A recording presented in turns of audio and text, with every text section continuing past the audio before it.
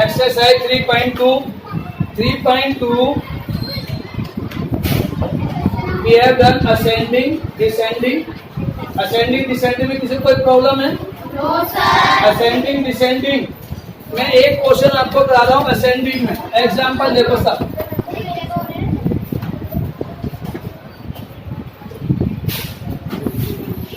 Ascending and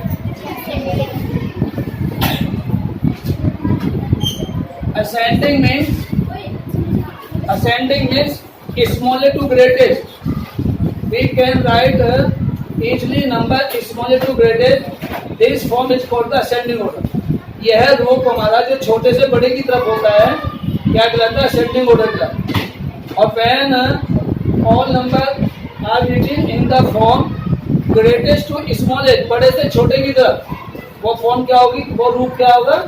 वो हमारा descending का होगा। तो ये हमें याद रहना चाहिए असेंडिंग क्या है, डिसेंडिंग क्या है। असेंडिंग में मैं एक एग्जांपल लिख रहा हूँ, 3/5 1/5 7/5 9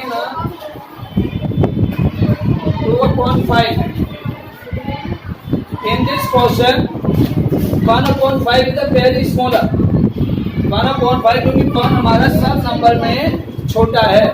When the denominator are equal, जब denominator इक्वल है तो इस फ्रैक्शन को क्या कहेंगे? जब denominator इक्वल तो क्या कहते हैं उनको? हाँ बताओ। Like fraction. अच्छी तरह है, जानते रहो। मैं क्वेश्चन पूछेंगे, मैं सोचा कि वीडियो बन रही है तो आपसे क्वेश्चन नहीं पूछूंगा, आपको जवाब भी देना है और मैं क्वेश्चन भी पूछूंगा और आपको बोलना है।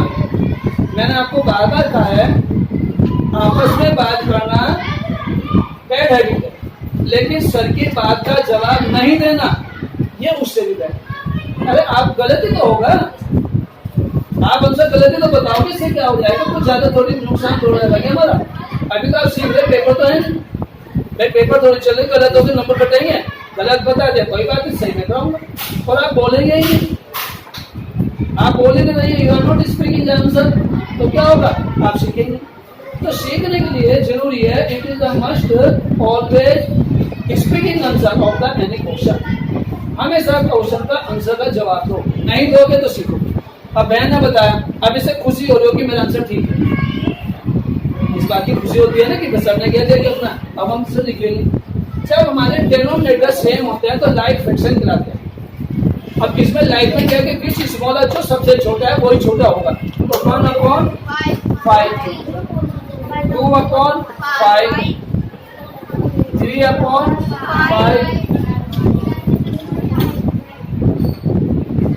एंड 7/5। क्लियर? अब किसी को डिसेंडिंग में लिखना है तो डिसेंडिंग में कैसे लिखेंगे? ये हमारा असेंडिंग हो गया, डिसेंडिंग में 7/5 3/5 1/5। क्लियर है ना? अब पहला रूल हो गया हमारा। फर्स्ट रूल कौन सा? When the denominator are the given same. जब डिनोमिनेटर सेम किया है तो आप केवल न्यूमरेटर को फोकस करोगे। आप न्यूमरेटर देखोगे, न्यूमरेटर को हिंदी में बोलते हैं अंश, डिनोमिनेटर को हिंदी में बोलते हैं हर। यानी fraction f is equal to numerator upon denominator, यानी आपका हिंदी में क्या मीनिंग हो जाएगा? भिन्न इक्वल टू आंसर अपॉन हर। क्योंकि कुछ बच्चे जवान नवोदय की तैयारी कर रहे हो, कितने बच्चे तैयारी कर रहे हैं जवान नवोदय? कोई है इस क्लास में? जो बच्चे तैयारी कर रहे हैं, आपके जो जहाँ पढ़ रहे हो सकता है कि 15 तारीख से रात के 8:30 बजे से आप लोगों की लाइव क्लास पढ़ाना शुरू करूंगा। फिर एक किताब बताऊंगा, जो सी किताब में पढ़ाऊंगा वही वाली किताब पढ़ाऊंगा बस घर पर लाइव 8:30 से आध घंटे की जो 20 क्वेश्चन मैथ के होते हैं। मैथ पहले मैथ का सारा कोर्स खत्म कराएंगे और फिर मैथ का करने के बाद में फिर रीजनिंग कराएंगे और फिर रीजनिंग के बाद में फिर हिंदी कराएंगे। पहले मैथ्स फिर उसकी रीजनिंग। ठीक है, जितने भी बच्चे देखना चाहें देखिए। फ्री हैगा, आप लोगों के लिए कोई कॉस्ट नहीं। मेरा तो बस विद्या दान करना है, जितना हो जाएगा। तो इसमें कोई समस्या है? सब बच्चों को समझ में आ गया? आप लिख सकते हैं, और नहीं लिखना चाहिए तो आप घर पर जाकर, क्योंकि वीडियो हम आज ही अपलोड कर देंगे। आप जब पहुंचोगे यानी कि 3-4 बजे तक अपलोड हमसे कर देंगे, तो आप घर पे भी लिख सकते हैं। I believe it?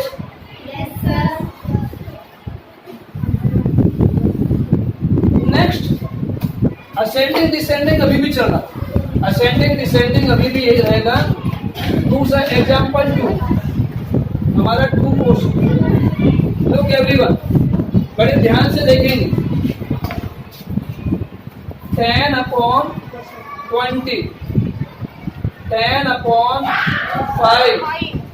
10/2, 10/50. How to write them in ascending and descending? ये सेकंड रूल है।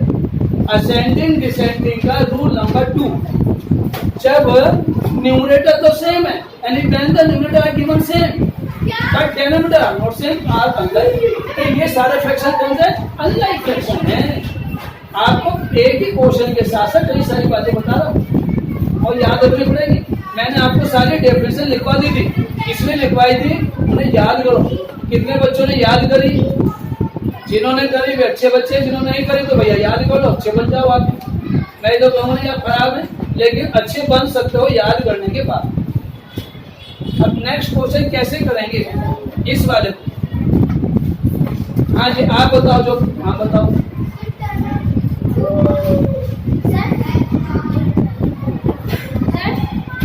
सर पहले डिनोमिनेटर का एलसीएम लेके नहीं, हाँ हर सीधा बहन एलसीएम देने की आवश्यकता नहीं है, वेरी गुड है। लेकिन आपने कोशिश करी ऐसी कंडीशन में जब न्यूमरेटर सेम हो डिनोमिनेटर सेम हो तो एलसीएम देने की आवश्यकता नहीं है। इस पर थोड़ा सा फोकस करना मैं बता। जो जिसका denominator and which fraction has the greatest denominator, that is number is called smaller. जिसका डिनोमिनेटर सबसे बड़ा है and which fraction has greatest denominator, तो वो फ्रैक्शन कौन सा है? वो फ्रैक्शन स्मॉलेस्ट है। तो ये वाला हमारा क्या हो गया? स्मॉलेस्ट। अब 50 से ग्रेटेस्ट कौन सा है? 20, तो ये हो गया नंबर 2 पर, यानी आपका, और फिर इसका बाद ये 5 है, तो हो गया ये 3, और ये हो गया 4। तो सबसे स्मॉलेस्ट यो, इससे बड़ा यो, इससे बड़ा ये, इससे बड़ा ये। तो असेंडिंग ऑर्डर में लिख देंगे, असेंडिंग ऑर्डर। चलो मैं आपका हेडिंग में लिख देता हूँ, ascending order means 10/50 band petrol band.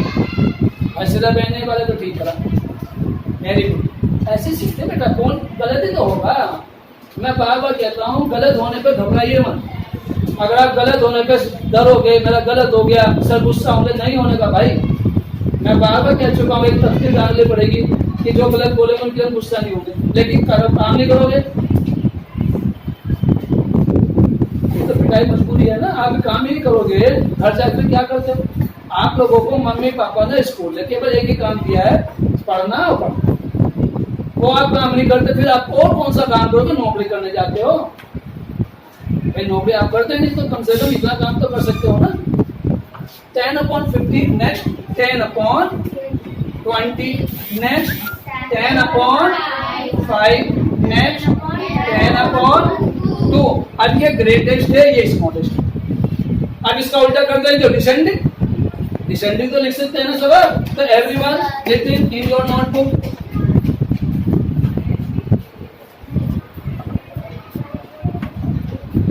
पीछे से एक बच्चा चौक लेकर आओ, ये चौक सही नहीं चल रही। पीछे से, आप पीछे हो? नहीं बहन, आई डोंट नो स्टिक की मुझे जरूरत नहीं पड़ती। मेरे बच्चे ऐसे सब सीख लेते हैं, हमारे। हाँ दे दे बेटा, वो तो ये चौक कोई नहीं चलती भाई।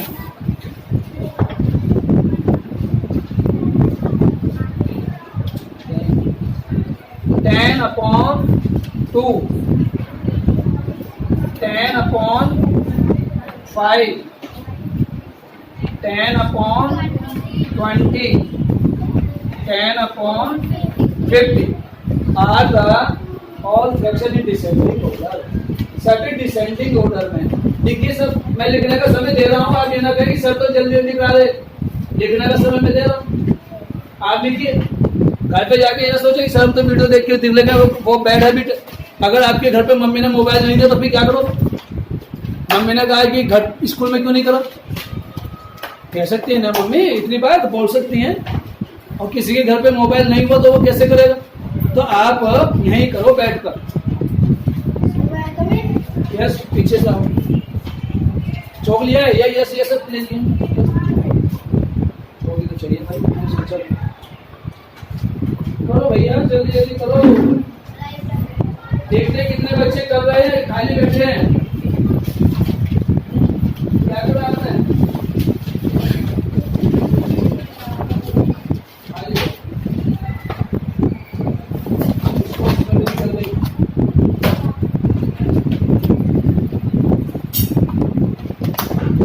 कोई समस्या है? किसी को कोई प्रॉब्लम हो रही है इस क्वेश्चन में? सबको क्लियर है ना इतनी बार? रूल 2 है, रूल 3 भी है। एक्सक्यूज मी सर, सर ये हम जो सर की सर बिगेस्ट है, तो इसे हमें स्मॉल में बनाने के लिए क्या करना होगा? बिगेस्ट को स्मॉल बनाने के लिए बेटा कौन सा बिगेस्ट? सर ये 10/50 है। 10/50 के पहले बात मुझे बताओ, ये 10 रुपए है और आपके पास 5 रुपए है, मेरे पास 10, आपके पास 5। मेरे कम करने के लिए, मेरे 10 रुपए को कम करने के लिए क्या करना पड़ेगा? 2 बातें, या तो खर्च कर दो, कहीं पर लड्डू खा लो है, या फिर उनको आप ले लो और अपने वाले मुझे दे दो। यही तरीका है, बाकी वो कोई तरीका नहीं। जो बड़ा है वो बड़ा ही रहेगा। बाबा जी बड़े हैं तो पिताजी थोड़ी हो जाएंगे बड़े, बाबा जी बड़े रहेंगे, जो है तो है, ठीक है। तो मान लीजिए किसी के पास 100 रुपए है और आपके पास 50 है, तो जिसके पास ज्यादा मनी है तो वो ज्यादा मनी बात तो रहेगी, वो कब हो जाएगी? या तो वो एक्सपेंस कर दे, कहीं खर्च कर दे, या उसके खो जाए तो वो जीरो हो जाएगा। और कौन सा तरीका मुझे बताओ, मुझे तो कोई तरीका नहीं लगता। या माइनस हो जाए तो माइनस कब होगा? जब खर्च होंगे, माइनस में तब होंगे। माइनस होने का मीनिंग क्या है? कम होने का मीनिंग है एक्सपेंस हो जाना। कोई भी अमाउंट जब तक एक्सपेंस नहीं होगी, खर्च नहीं होगी, वो माइनस नहीं होगी। और कम करने के लिए माइनस होना जरूरी है। कम का मतलब इंग्लिश में माइनस होना, ठीक है। जैसे आपने कहा ना कम कैसे हो जाएगा, तो कम ऐसे ही होगा। छोटा होना का मीनिंग भी यही है, कम हो जाना, किसी नंबर को कम कर देना। Go to the rule 3. Rule 3 हम बताएंगे। When the denominator and numerator are not same. आपकी बुक का एक क्वेश्चन ले रहा हूं, क्वेश्चन नंबर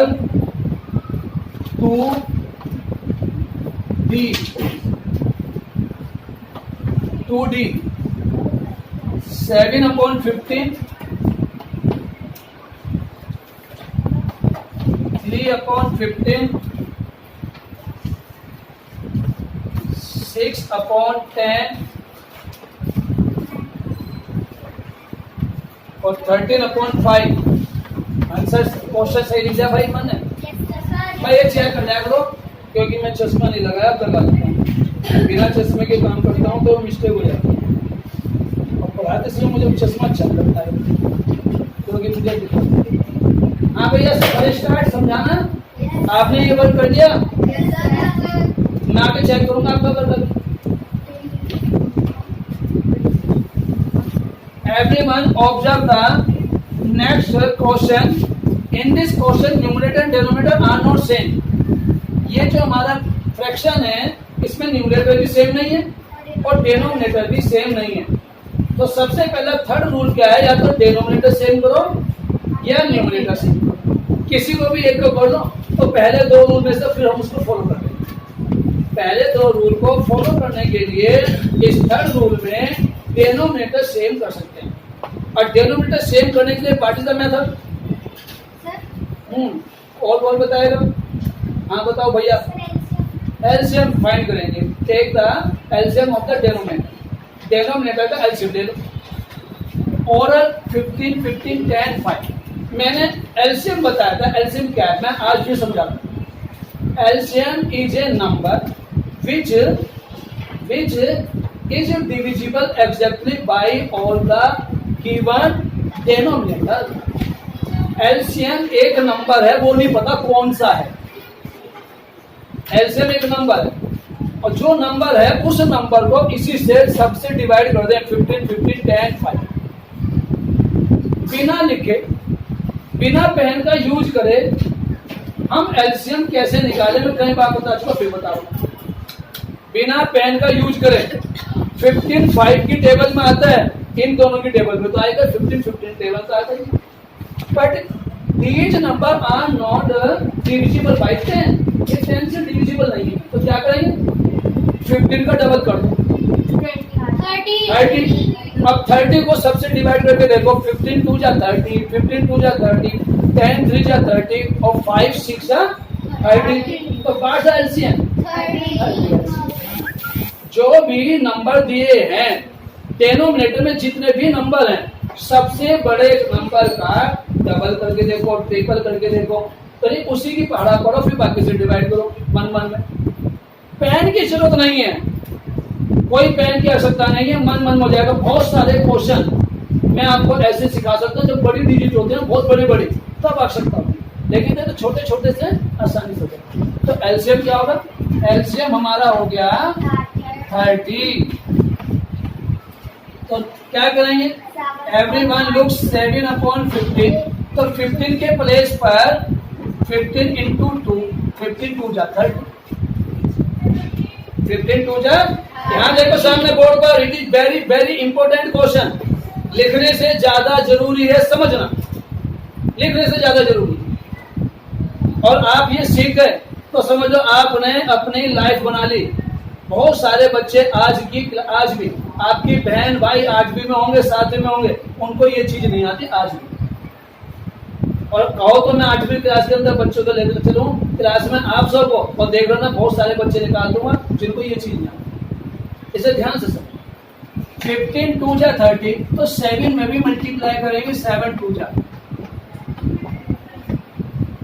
क्लियर? इसको बोलते हैं इक्विवेलेंट फ्रैक्शन। आपको इक्विवेलेंट फ्रैक्शन सिखाया, हमारे 3.1 में इक्विवेलेंट फ्रैक्शन है। अब नेक्स्ट 3/50, 15 2 जा 3 2 जा 3 2 जा 6/30। कोई समस्या? No sir. अब इधर ले लेते हैं 6/10, 10 3 जा और 6 3 जा, तो 18/30, 18/30। और ये सारा काम हम मन मन में कर सकते हैं, जो मैं लिख के दिखा रहा हूँ। मैं तो सारे मन में कर दूंगा, सब वर्ग मन में लिखने की आवश्यकता नहीं है। लेकिन अभी आप छोटे भैया बहनों, पहले लिख लिख कर प्रैक्टिस कर लीजिए। जब अच्छे होशियार हो जाओगे फिर बिना लिखने की अपना आदत बन जाएगी, आप अपना आप छोड़ दोगे। अरे ये तो मेरे पास है, कोई जरूरत नहीं को लिखने। तो यही तो कहते हैं भाई, देखो जैसे आपका ये है 2 + 2, तो आप आंसर लिखोगे क्या? आता है ना। लेकिन फिर मैं अगर ये चीज कहूं, अब इसको लिखना पड़ेगा क्योंकि हमें चीज वाली मन में नहीं कर सकते। तो जो वर्ग हम मन में कर सकते हैं तो वो कर लो, जो नहीं आता तो उसे लिख के कर लो। तो इसलिए mathematics is the depend on the written work. लिखने के कार्य पर डिपेंड है मैथ में वही बच्चा अच्छा हो सकता है जो पेंसिल अपने पेन की इंक को ज्यादा घिसेगा और कॉपी का प्रयोग करेगा, यानी खाली ऐसे एक गोल चक्कर बना रहे। इस्लाम से भी क्या है कि लिया पेन, आंख बंद कर ली, सर ने कहा था इंक घिस गई, चक्की चल रही है, डायरी भर गई पूरी, कॉपी भर गई और क्वेश्चन लिख नहीं लिखा। क्वेश्चन लिख कर इंक खर्च करो और कॉपियों को करो। ये तरीका है। वरना फिर आगे मुझे कहोगे सर हमारे तो कुछ भी नहीं आया और हमने 10 रिफिल खर्च कर दिया, 10 कॉपी भर दी, तो वाली बात नहीं चलेगी भाई। नेक्स्ट हमारा क्या बेटा 13/5। 13/5 35 में किस नंबर से मल्टीप्लाई करेंगे? 10 सीधे हो जाए। 5 में किस नंबर से 6 से करेंगे तो 5 6 जा 5 6 जा और 13 6 जा, तो 5 6 जा 30 और 13 6 जा 40। ठीक है। अब इसके अंदर आपको पता चल गया होगा, ये नंबर देखो, ये नंबर देखकर बता दो कि विच इज स्मॉल है जो विच इज ग्रेटेस्ट, 4 नंबर पता चले। स्मॉल है 6/30। नेक्स्ट नंबर हमारे पास 14/30, फिर 18/30, फिर 17/30। तो हम डिसेंडिंग ऑर्डर लिख लेंगे। कितने बच्चे अपना कर सकते हैं इसको? क्यों भाई लिखना शुरू कर दो। असेंडिंग ऑर्डर नहीं, पीछे जाओ, पीछे से आइए। कहाँ सीट आपकी? तो उधर से आओ, पीछे नहीं, पीछे तो आइए, पीछे से। असेंडिंग ऑर्डर 6/30,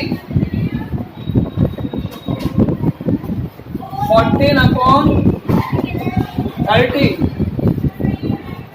18/30 और 78/30। अब बच्चे इस क्वेश्चन के क्या समझते हैं? सर ये तो बहुत आसान है, ऐसे ही करते हैं, तुक्के मार के। तुक्के मार के नहीं होने का, ये इतना काम करना पड़ेगा, लेकिन अभी कंप्लीट नहीं हुआ। It is not complete answer, ये अभी आंसर नहीं आया। काम सारा हो गया लेकिन आंसर नहीं है। क्यों नहीं आया? क्योंकि क्वेश्चन में ये नहीं है, ये नंबर। क्या करोगे? 6/30 कहां से आया? 3/15 लिखेंगे आंसर में। 14/30 का 7/15 में, 18/30 6/10, 78/30 13/5।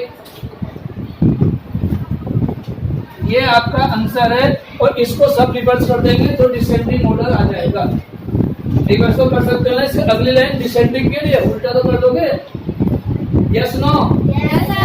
तो जल्दी से लिखिए, जल्दी से लिखिए, और लिखने के बाद में फिर इसका भी अपना डिसेंडिंग ऑर्डर भी लिखिए। ऐसा क्वेश्चन आसान नहीं होता, 1 नंबर में आता है, लेकिन ये सारा काम हम मन में कर सकते हैं अगर आप सीख जाओगे। आप तो आराम से बैठ कर पढ़ना नहीं, क्यों भैया पढ़ना नहीं? मम्मी पापा ने मना करते हैं कि नरेंद्र सर का काम मत करना बिल्कुल भी कॉपी पे। फिर हो सके मना कर दिया, मैडम ने मना करा, आपकी क्लास टीचर ने, सर ने मना करा, क्यों बैठ के खाली करो? नहीं मना किया किसी ने तो आप बंद करो ना, खाली क्यों बैठे भाई? किसी को कोई बात समझ में ना आए तो पूछ लो अभी। किसी को कोई बात? हाँ यस बोले बेटा। 7/, ओपन कौन करा? मल्टीप्लाई करी। हाँ बेटा, सेम नंबर से मल्टीप्लाई करेंगे, नीचे भी 2 से करा, ऊपर भी 2 से करा। भाई क्योंकि इसका एलसीएम क्या था? 30। 15 की 2 से मल्टीप्लाई करी, 30 हो गया।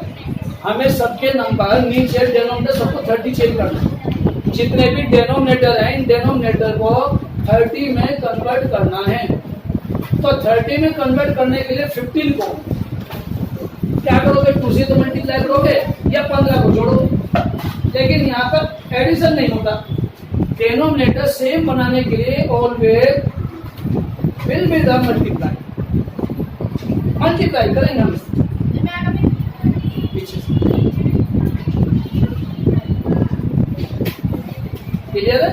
इक्विवेलेंट फ्रैक्शन, आपने इक्विवेलेंट फ्रैक्शन तो करा होगा ना? तो इक्विवेलेंट फ्रैक्शन में सेम नंबर तो मल्टीप्लाई करते हैं। 7 1 जा 7, तो नीचे 8 बच जाए, 7 2 जा 14, 8 2 जा 16, 7 3 जा 21, 8 3 जा 24। तो सेम नंबर से मल्टीप्लाई कर रहे हो ना ऊपर टेबल, तो ऐसे ही है। हम इक्विवेलेंट फ्रैक्शन ही बनाते हैं। इक्विवेलेंट फ्रैक्शन बनाएंगे तभी आपका होगा आंसर ठीक, अदरवाइज नहीं होगा। कभी भी नहीं होने का, कभी भी। और कोई किसी को कोई और समस्या? किसी को कोई बात पूछनी है?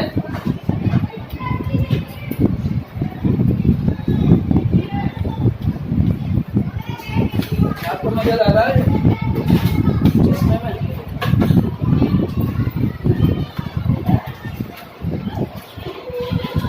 अब हमारे पास क्वेश्चन नंबर 3 है, कंपेयर बाय यूजिंग।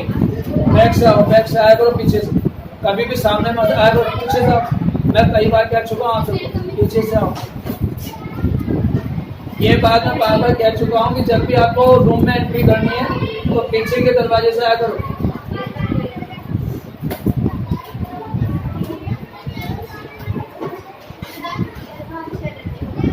पीरियड लग गया ना हमारा ये है? तो सर नहीं लगा, बच्चे पहले ही आ गए। भाई मेरे को तो सर मैंने कल भी सारा काम सर मैंने कुछ काम कर रहा था।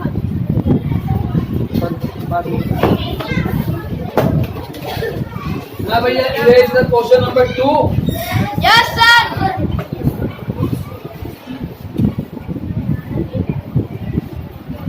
Next question,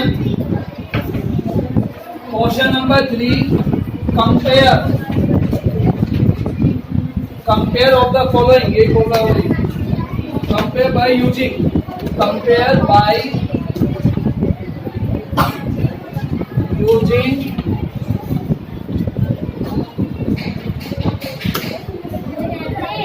smaller than, greater than, equal, do not speaking each other. जो बच्चे आपस में बोल रहे हैं मैं पिटाई कर दूंगा आपकी, वो अच्छा नहीं लगेगा।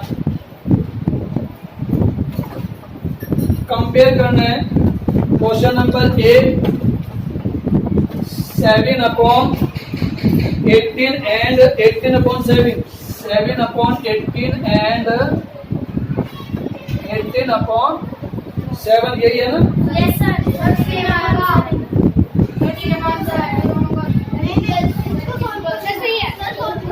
भाई साहब बिना सॉल्व करे नहीं बता सकते आप, बिना सॉल्व करे नहीं बता सकते। बैक पीछे से सुन लिया करो। और कल जितने भी स्पोर्ट्स के बच्चे हैं जब भी पीछे से आएंगे पूछने की आवश्यकता नहीं, एंट्री कर लो। वीडियो डेली बनेगी, मैं डेली वीडियो बनाऊंगा आपकी अब यहाँ पर क्लास के अंदर। जितना मैं सिखा रहा हूँ, जो भी आपको मैं क्लास में पढ़ाऊंगा उस कार्य की डेली ही वीडियो बनाई जाएगी। इसलिए आप आगे की गेट से ना आकर पीछे से आराम से आइए, चुपचाप बैठ जाइए, ठीक है?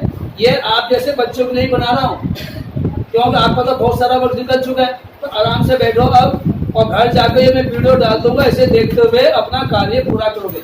ये प्रिंसिपल मैम की मैनेजमेंट का आदेश कल मैं गया था, कल पेपर पीरियड जाल में ना, कल के पीरियड में प्रधानाचार्य जी ने उधर बुलाया था, जो हमारे मैनेजर हैं उन्होंने बुलाया था। कल सभी स्कूल के जितने भी कोऑर्डिनेटर हैं, क्योंकि इधर का मैं कोऑर्डिनेटर हूँ, पार्टी का मैं एक मैम है और वे कोऑर्डिनेटर हैं, और इंटर कॉलेज में 3-4 कोऑर्डिनेटर हैं।